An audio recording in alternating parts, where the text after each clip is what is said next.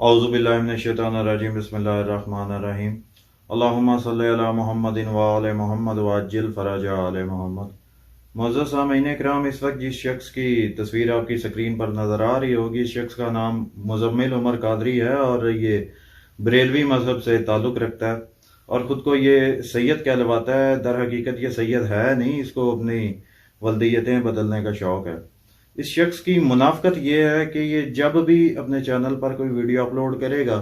तो अपने थंबनेल और टाइटल में अपने ही मज़हब के लोगों को मेंशन करेगा, उन्हीं को टैग करेगा, लेकिन दर हकीकत इसका मकसद सिर्फ़ और सिर्फ मकतबे अहले बैत अलैहिस्सलाम के ऊपर बहतानबाज़ियाँ और शियों के ख़िलाफ़ बकवासात करना इस शख्स का वतीरा है। अपने लोगों का नाम लेकर ये शियों के ऊपर बकवासात करता है। ये इसकी मुनाफ़कत का एक मुँह बोलता सबूत है। ये जो थंबनेल आपको नज़र आ रहा है, इस वीडियो में भी इसने इसी अपनी रविश पर चलते हुए इसने काम किया और इस वीडियो में भी इसने ये मौला अली अलैहिस्सलाम के ऊपर एतराज़ात उठाए कि अगर खिलाफत गस्ब कर ली गई, उनके साथ जुल्म किया, तो मौला इमाम हुसैन अलैहिस्सलाम की तरह मौला अली अलैहिस्सलाम ने क्यों ना हिजरत फरमाई, जिस तरह मौला इमाम हुसैन अलैहिस्सलाम ने मदीना से मक्का, मक्का से फिर कूफा की जानिब रवाना हुए और वाक़या करबला पेश आया। तो बेटा, सबसे पहले तो बात यह है कि जो मौला इमाम हुसैन अलैहिस्सलाम के साथ जो मामलात पेश आए थे और जो मौला अली इब्न अबी तालिब अलैहिस्सलाम के साथ जो मामलात पेश आए थे, उनमें ज़मीन आसमान का फ़र्क है, दौर का फ़र्क है। उस वक्त हालात और थे जब ये वाक़या सकीफ़ा पेश आया और जब वाक़या करबला पेश आया तब हालात और थे। सबसे पहले तो मैं ये कहना चाहता हूँ कि सरकार मुस्तफ़ा सल्लल्लाहु अलैहि वसल्लम के साथ जो वाक़या उक़बा पेश आया, ग़ज़वा तबूक की वापसी पर जो वाक़या उक़बा पेश आया,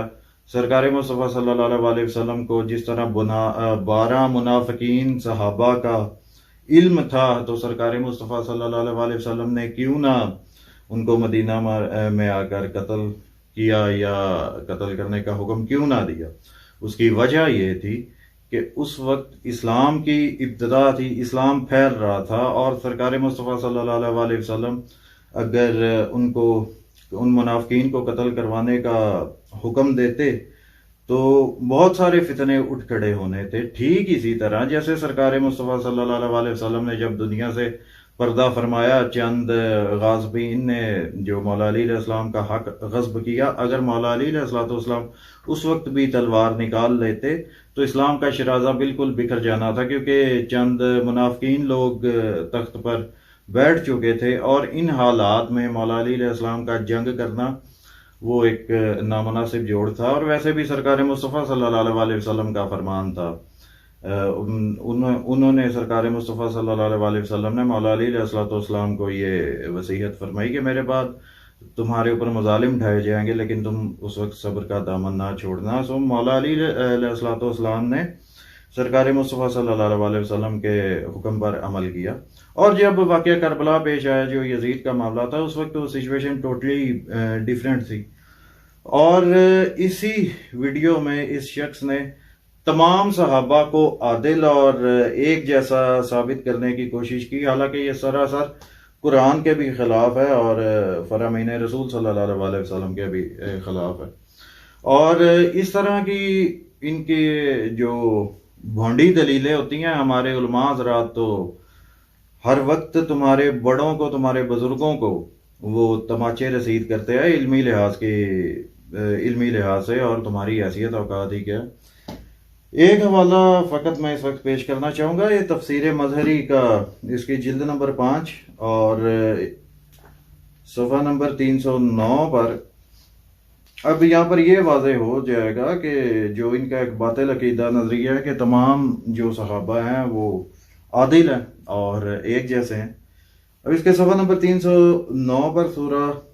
तौबा का ये जिक्र है, जहाँ पर ये हाईलाइट किया हुआ है, रज़ियल्लाहु अन्हुम व रिज़वानहुम। इसके बाद फरमाया अल्लज़ीना तबऊहुम बि एहसानिन। इसमें ताबईन के लिए शर्त लगा दी गई है कि भलाइयों में सहाबा के ताबे बनो और बुराइयों में ताबे ना बनो। वाज़े قرآن میں اللہ تعالیٰ بھی ارشاد فرما رہا ہے کہ جن لوگوں کو یہ صحابہ سمجھا جاتا ہے، اگر آپ لوگوں کو کوئی برے کام کی طرف دعوت دے تو ان کی تابع داری بالکل مت کرو، ہاں اچھے کاموں میں ان کی تابع داری ضرور کرو۔ تو یہاں پر یہ صاف واضح ہے کہ جو آپ کا یہ باطل اور مردود عقیدہ اور نظریہ ہے کہ تمام کے تمام ہی ایک برابر تھے، یہ قرآن کے بھی خلاف ہے اور فرامین رسول کے بھی خلاف ہے۔ اب یہ شخص خلافت کے حوالے سے بات کرتا ہوا کہہ رہا تھا کہ حضرت ابو بکر کی جو پہلی خلافت تھی وہ اجماع تھا، اس کو سب نے قبول کر لیا تھا، وہ سرکار مصطفیٰ صلی اللہ علیہ وسلم کے حکم کے مطابق تھا۔ تو چلیں دیکھ لیتے ہیں کہ واقعہ ثقیفہ جو پیش آیا کیا وہ حدیث رسول کے مطابق تھا کہ یا ایک اچانک واقعہ پیش آ گیا اور جس کو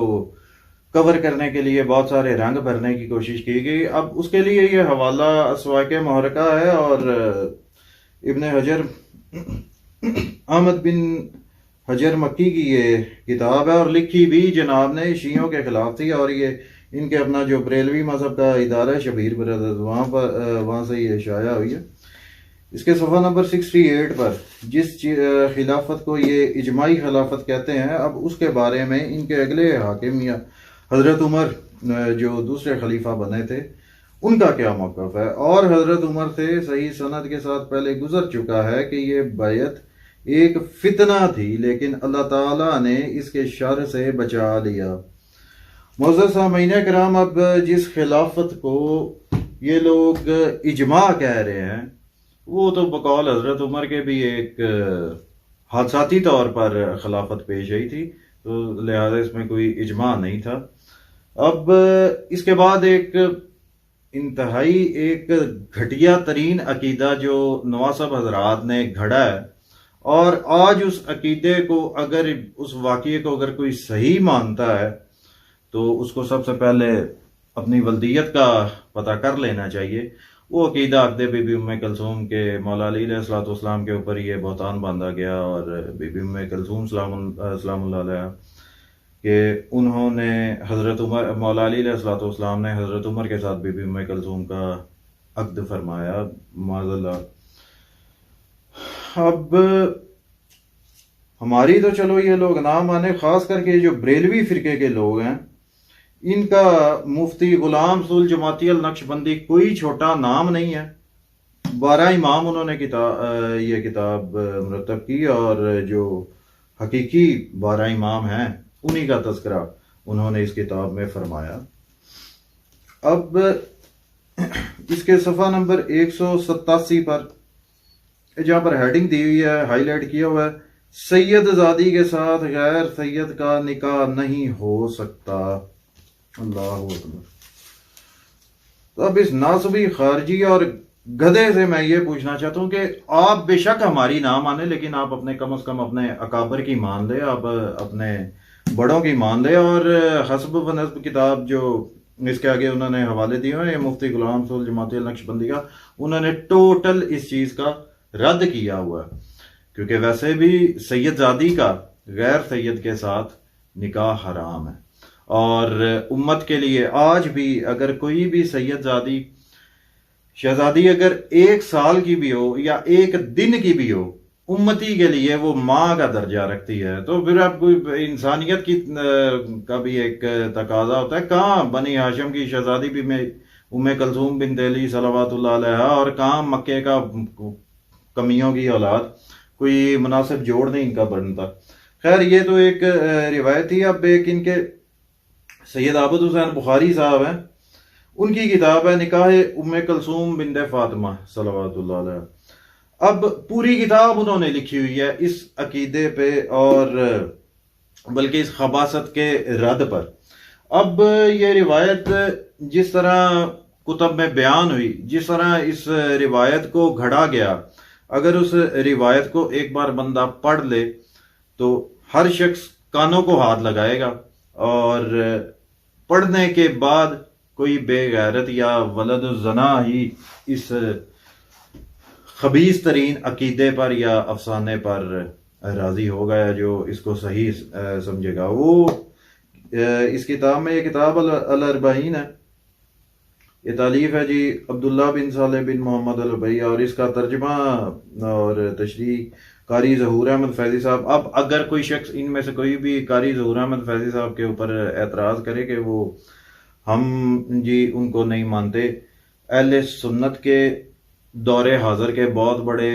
محدث بھی انہیں کہا جاتا ہے، اور محقق تو وہ ہیں ہی ہیں، انہوں نے اس کتاب کا ترجمہ کیا ہوا ہے، اس کی تشریح کی ہوئی ہے۔ اب ہے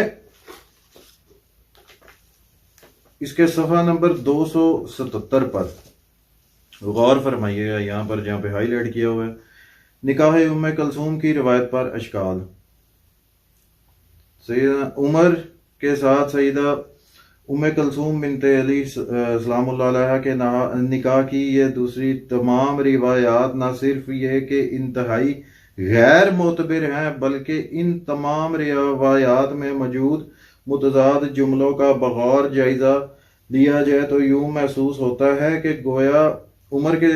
سیدنا عمر کے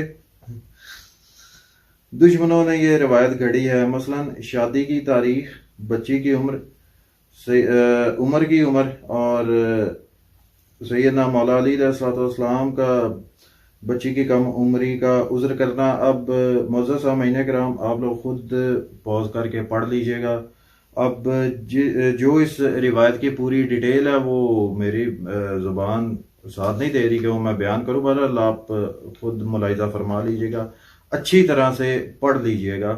اور اس کے پڑھنے کے بعد آپ لوگوں کے لیے یہ بہت آسان ہوگا کہ آپ یہ اندازہ لگا سکو کہ یہ کس طرح کے بغیرت شخص نے اس طرح کی روایات گھڑی، فقط بغض اہل بیت علیہ السلام میں، فقط بغض علی علیہ السلام میں، اور جو بھی اس عقد کو صحیح سمجھ کر آج کے دور میں بیان کرتے ہیں وہ صرف اور صرف بغض اہل بیت علیہ السلام میں، بغض مولا علی علیہ السلام میں، بلکہ ان کے تو جو یہ اپنا اس کتاب کے جنہوں نے اس کے اوپر تحقیق کی ہے وہ تو یہ کہہ رہے ہیں کہ اس میں حضرت عمر کی بھی گستاخی ہے، پر اللہ حضرات خود دیکھ لیجئے گا۔ اب یہ معاملہ بھی حل ہوا، اور ویسے بھی پچھلی ویڈیو میں جو میں نے اسی شخص کے بارے میں ہی بنائی تھی، اس میں بھی میں نے دکھایا تھا کہ یہ حضرت عمر کی شان بڑھانے کے لیے ان کو مولا علی علیہ السلام کے برابر میں لانے کی ناکام کوشش کرتے ہیں، جبکہ میں نے ثابت کیا تھا المستدرک الصحیحین سے بھی اور باقی کتب اہل سنت سے بھی کہ حضرت عمر ہمیشہ حسرت رکھا کرتے تھے کہ مولا علی علیہ السلام کے فضائل کے مقابلے میں کہ کاش کوئی ایک فضیلت ایسی ہوتی جو عمر کو نصیب ہوئی ہوتی جو مولا علی علیہ السلام کی تھی، لیکن وہ یہ خواہش لے کر قبر میں چلے گئے، ان کی اس طرح کی کوئی حضرت خواہش پوری نہ ہوئی، وہ اپنے جو ان کا حقیقت میں مقام تھا وہ ادھر ہی رہے تھے، مولا علی علیہ السلام کے مقابلے میں تو وہ آ ہی نہیں سکے۔ اب اس شخص نے جب مولا امام حسین علیہ السلام کا تذکرہ کیا تھا تو اس وقت یزید کی اس کے اتنی بھی اس کو گوارا نہیں ہوا کہ کم از کم یزید کی مذمت ہی کر سکے۔ وہ کیوں؟ یہ لوگ کبھی بھی یزید کی کھلے عام مذمت نہیں کریں گے، کیونکہ ان کو پتا ہے کہ اگر بات یزید تک آتی ہے یا اگر یہ لوگ یزید کی مذمت کرتے ہیں تو وہ بات صرف یزید تک نہیں رکے گی، وہ آگے پیچھے جائے گی۔ بلکہ اس شرح فقہ اکبر ملا علی قاری کی امام ان کا جو تھا کیا اس کا نام ہے ابو حنیفہ، یہ اس سے منسوب یہ کتاب ہے، اور اس میں وہ یزید کے بارے میں جو سٹیٹس دیتے ہیں اسی کو مد نظر رکھتے ہوئے وہ 150 سال پہلے وہ خبیث اس کا کیا نام ہے مفتی منیب الرحمان، اس نے یزید ملعون کے حق میں نعرے لگا کے اپنے بھی ولد الزنا ہونے کا ثبوت اس نے پیش کیا تھا۔ اس کے صفحہ نمبر 390 پر یہاں پر لکھا ہے 14ویں صدی کے مجدد امام احمد، اچھا استغفر اللہ ربی واتوب الیہ، اس کو 14ویں صدی کا مجدد کہا جا رہا ہے۔ احمد رضا بریلوی کہتا ہے کہ یزید کو اگر کوئی کافر کہے تو ہم منع نہیں کریں گے اور نہ خود کریں گے۔ اب اس کی وجہ کیا ہے؟ اب آگے چلتے ہیں۔ دوسرے مقام پر فرماتے ہیں کہ یزید پلید کے بارے میں ائمہ اہل سنت کے 3 اقوال ہیں۔ امام احمد بن حنبل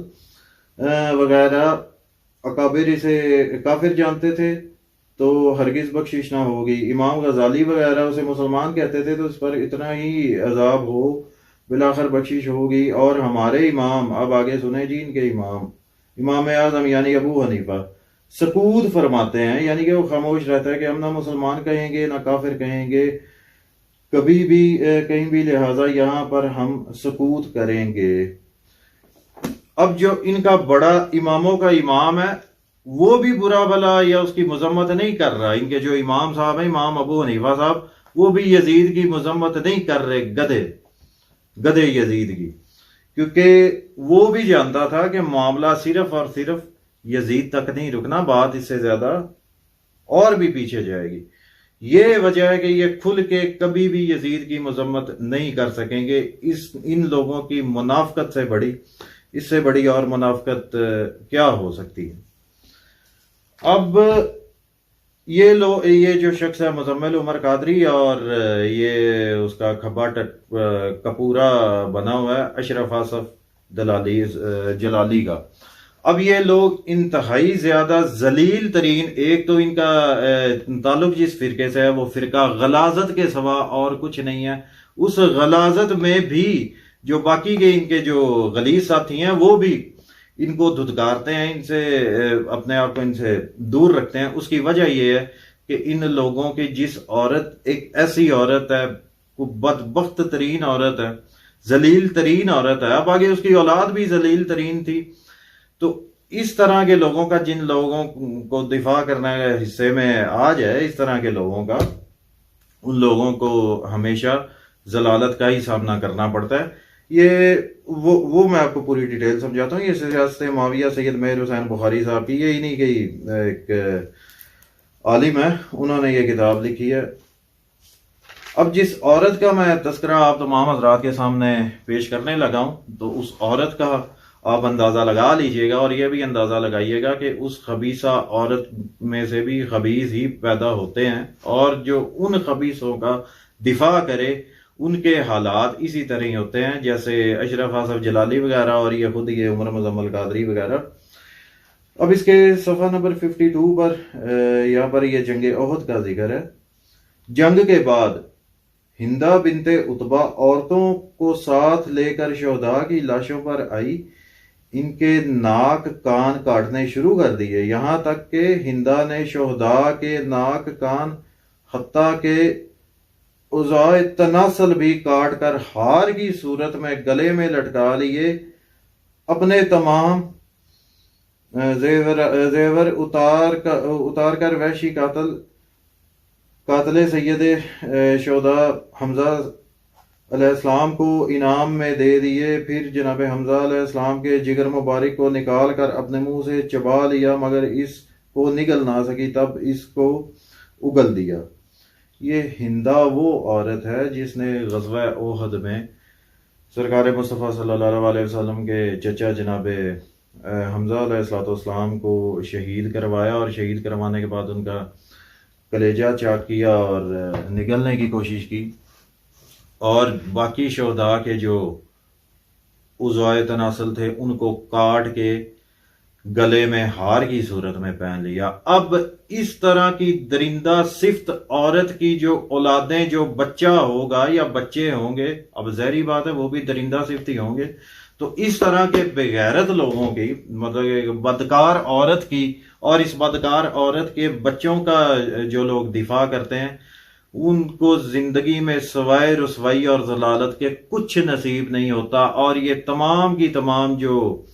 ضلالت ہے، یہ اس مزمل قادری اور اس کے جو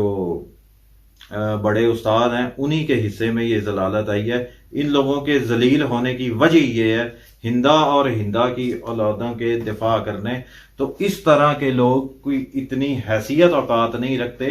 کہ مکتب اہل بیت علیہ السلام سے تعلق رکھنے والے پر یا کسی عام سے عام شیعہ کے اوپر یہ انگلی اٹھانے کی جرت نہیں رکھتے، لیکن یہ بدکار ماؤں کے بیٹے ہونے کے ثبوت ہر جگہ پر پیش کرتے رہتے ہیں۔